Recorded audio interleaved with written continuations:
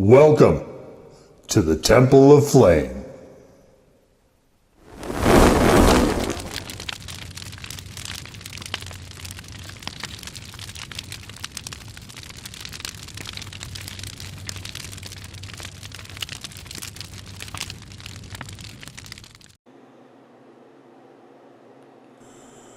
On today, Faith Black Lights, we take a look at this.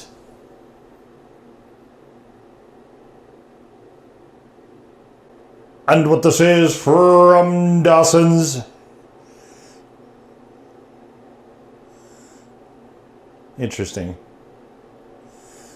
I didn't, I probably looked at it before, but I don't know if I actually like if it struck me. I don't know if it struck me, this fistful of arrows, but that's cool. This is the Zuzu 7-pot sauce. I don't know. I know what 7-pot is. I don't know what Zuzu is. Maybe we'll find out here. And we've got ingredients 9 out of 10 for heat. We got the ingredients in French, La Française.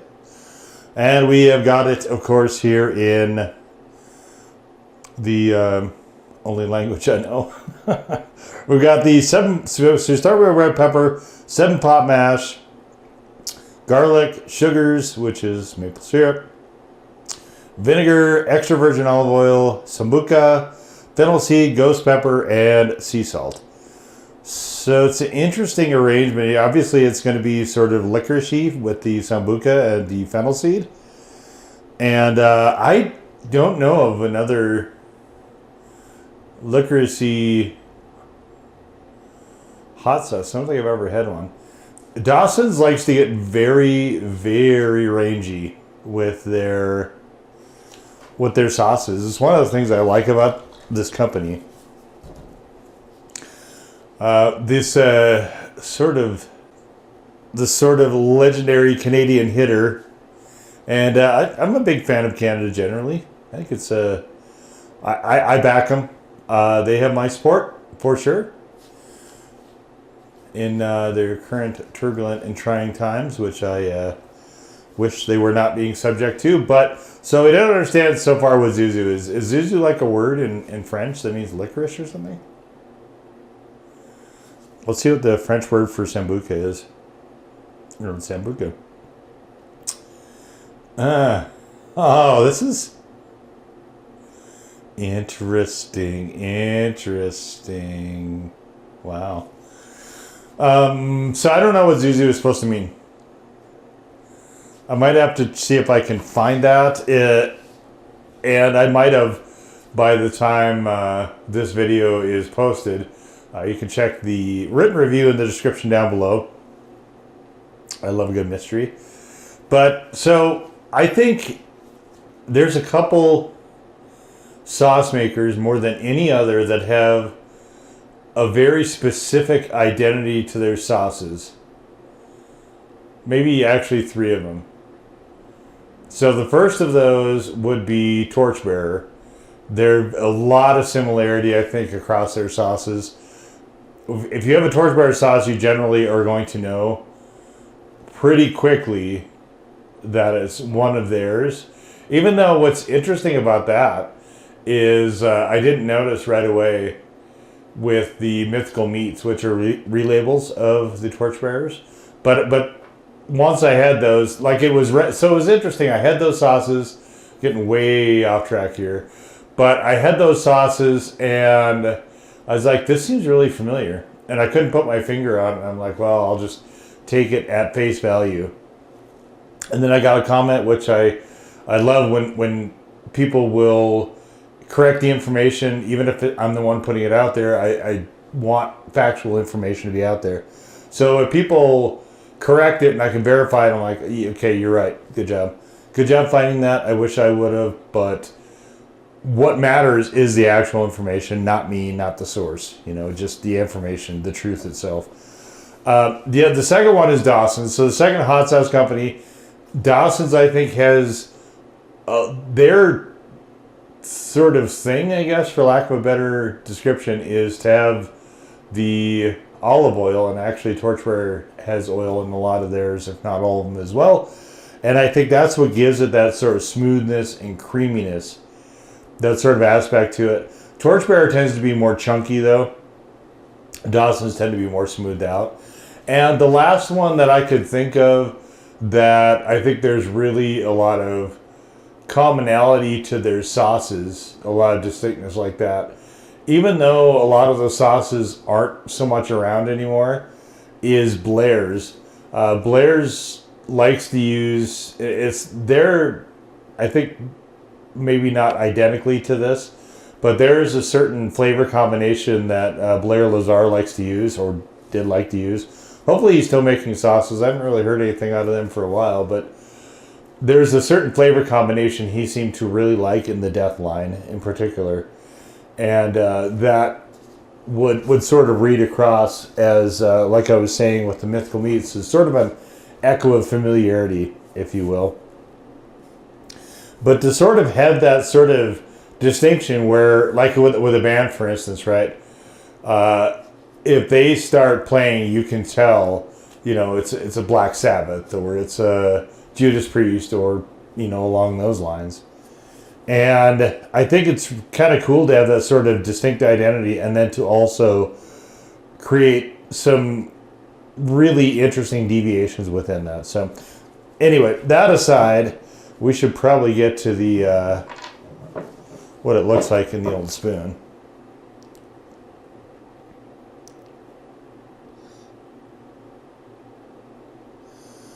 So yeah, definitely very smooth, very creamy. Sort of this, I would almost call it a dirty, maybe a muddy sort of orange look to it. There's got a lot of stuff going on there. The sauce itself is definitely orange, but you can see there's a lot of things in there. There's a lot of specks, a lot of particles. They may be microscopic, but there's enough of them that they contribute to modifying the hue of this sauce, which I think is pretty cool. It's a good looking sauce. Long and short of it is I think this is a good looking sauce, and the idea that you eat with your eyes first and then your mouth is, that's probably a lesson that I would say they're paying attention. I'm not super familiar with all the composition, all the people that make up Dawson's, but I would assume that is sort of the practical idea, is to have it visually be appealing as well. But let's get to the second part of eating, which is with our mouth.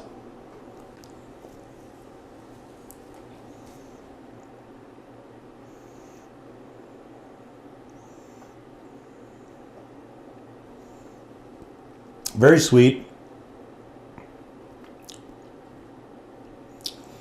Very licoricey, and then in comes the blazing, hot, bitter notes of the 7-Pot. This was, I forget which season this was on Hot Ones. That will also be in the written review.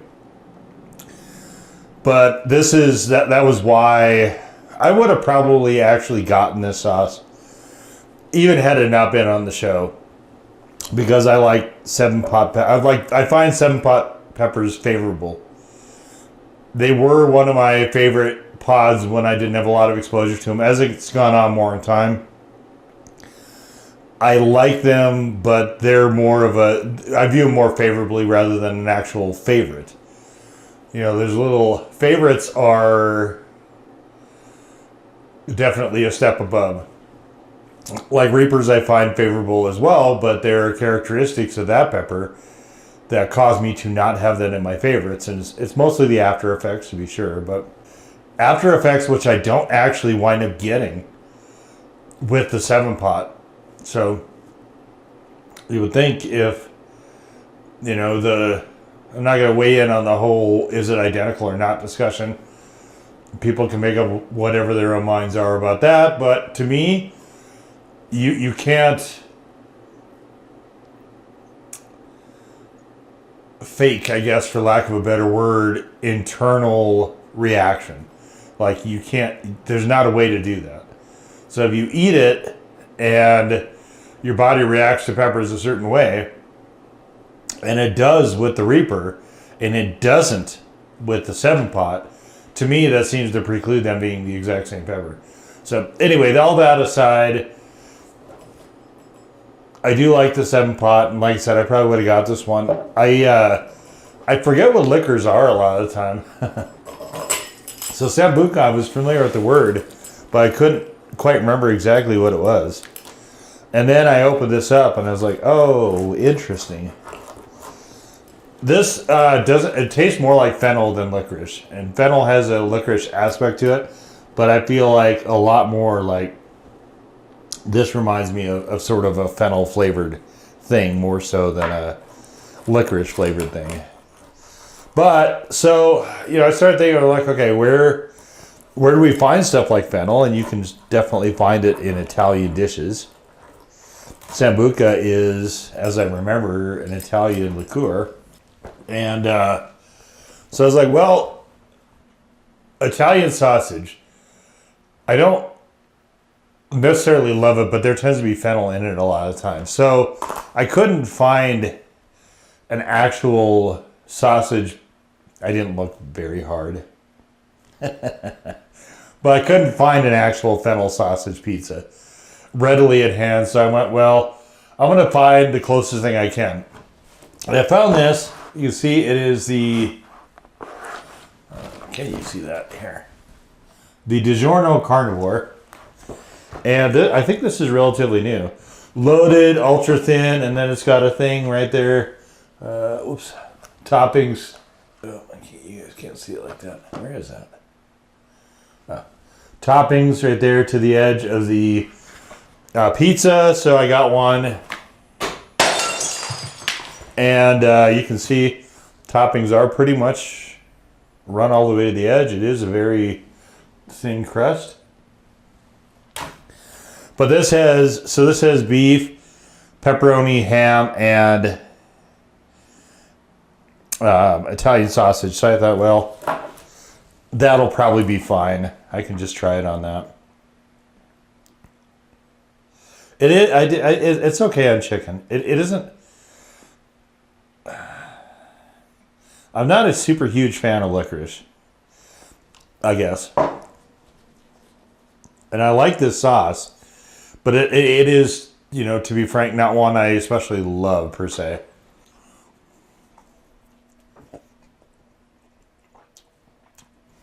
I'm really interested to find out how it does on wings.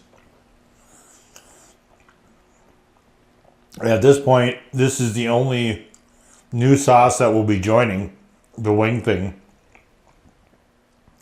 at the end of Q3, and I'll get much more into that with the Q3 blog update as well. Or maybe I did. I might have on the Q2 blog update, actually. I can't remember.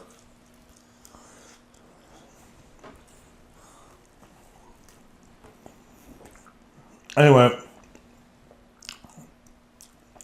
head to the blog, and there you can check it out, or check out Q2. If it's not there, it'll be in Q3. How about that?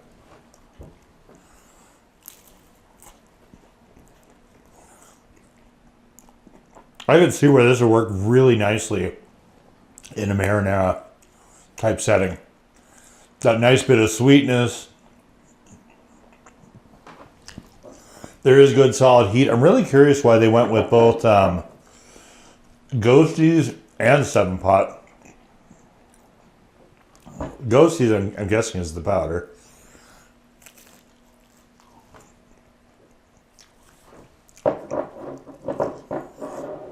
A lot of purities of ingredients here.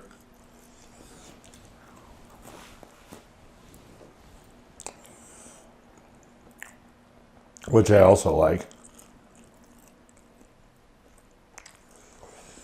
I did a while back. I did a video on some smoked peppers, smoked pepper flakes. And since then, I've been just using those. I used to use hot sauce on pizza a lot, but those are way better.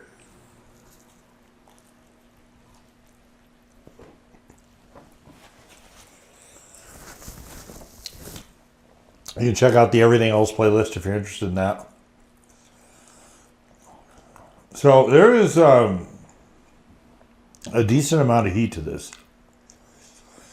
9, no. I gave it a 2.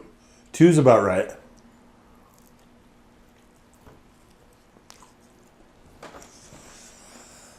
And I think it's right on that border where it's going to push normies, non-chili heads, pretty hard.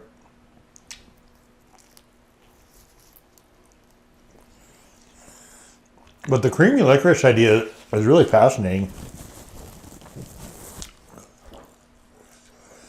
I'll be honest, I don't love it here on pizza so much.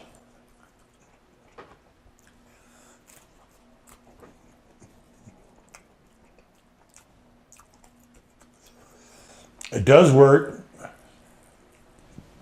It is driving up the heat, notably. But I mean, it's okay. I just, honestly, I'd rather have something different.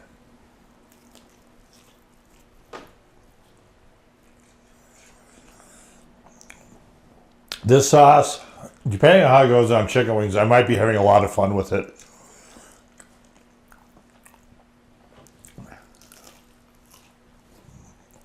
Try some different Italian dishes. Like a spaghetti sauce with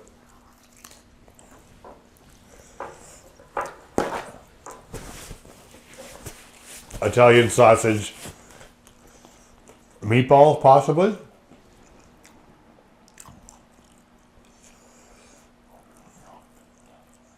Or maybe I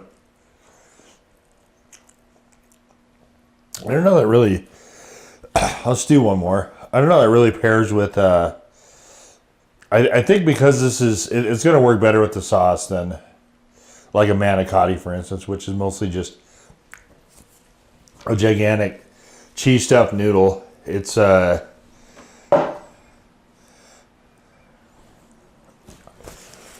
macaroni and cheese with the cheese on the inside, sort of.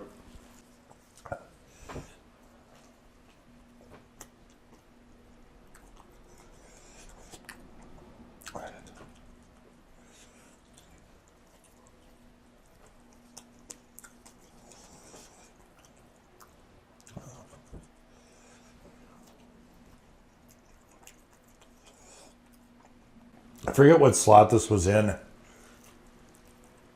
on the show.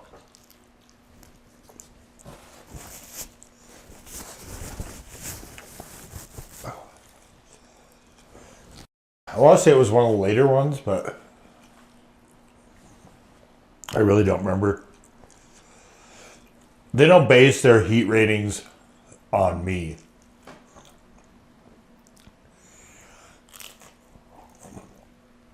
Or probably any other chili head.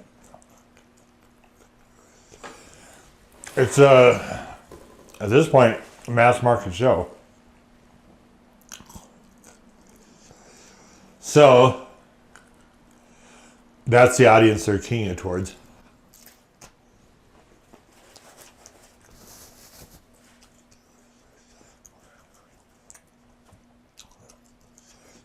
So by itself, this does tend towards the bitter side quite a bit.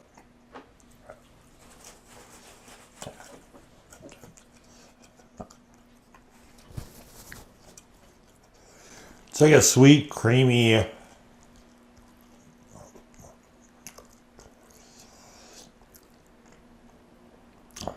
slightly herbaceous, slightly garlicky, with definitely some of those notes, though, of licorice. There's no getting away from that. It's pretty wildly inventive. I can't think of another sauce like this. I don't think there is one, actually. Licorice is not something I have seen fennel though. You know, come to think of it, I have seen fennel in some of the sauces before. And you might be able to see a sheen on my face. There might be some sweat dripping down at this point. I'm recording this in summer, and it is hot, and it's overcast, and I had hoped for a rainstorm so I could run the oven. Didn't get the rainstorm. Ran the oven anyway, so now I'm sitting here in summer without the air on so I don't get audio bleed with a hot oven. So it's just generally hot where I am. It's not because I'm sweating from the sauce. The sauce it has a punch, but it's not like that per se. The red pepper really, I wish there was actually more of that, because that does help to round out this sauce a little bit. And I really wish, it's just kind of, I guess it's got its toe in a lot of different worlds. And I almost feel like leaning into one of those more would have been the better move there. You know, at least for me. But as it is, I think it's a pretty interesting sauce. It is one that I have to work a little bit to pair it. And I don't mind that. Sometimes I even like that if I like the sauce. This one, I do like the sauce. I find it generally favorable, like I do with most of the other Dawson sauces as well. Again, I don't love it, but I do like it quite a bit. And I really do admire their inventiveness and their uniqueness and their approach to just trying to enter in where nobody else has, to this point anyway, that I know of, dared to tread. So massive props for that. Not every sauce is going to be my exact cup of tea, and at this point I'm very well familiar with fennel and licorice, and their flavors I don't mind, I guess is where I would put it. So I don't seek them out. If they're there, whatever. I don't feel too strongly about them one way or the other, but I do like the idea of starting with a creamy base. Again, I kind of wish there was more of an identity rather than a collection of what seems to me grace notes. Like, I wish I definitely could have used a lot more red pepper in here for me. But, or I think really leaning into the licorice would have been also kind of interesting, but licorice can be a polarizing flavor, so very novel approach. I like what they did here. Yeah, I'll say that. I like it. I don't love it. And that's just kind of where this falls for me. So kind of in the middle, both for sauces generally and for sauces from the show. So we'll just leave it right there. That was the Dawson's Zuzu 7-pot hot sauce. Now go forth in peace to serve the flame.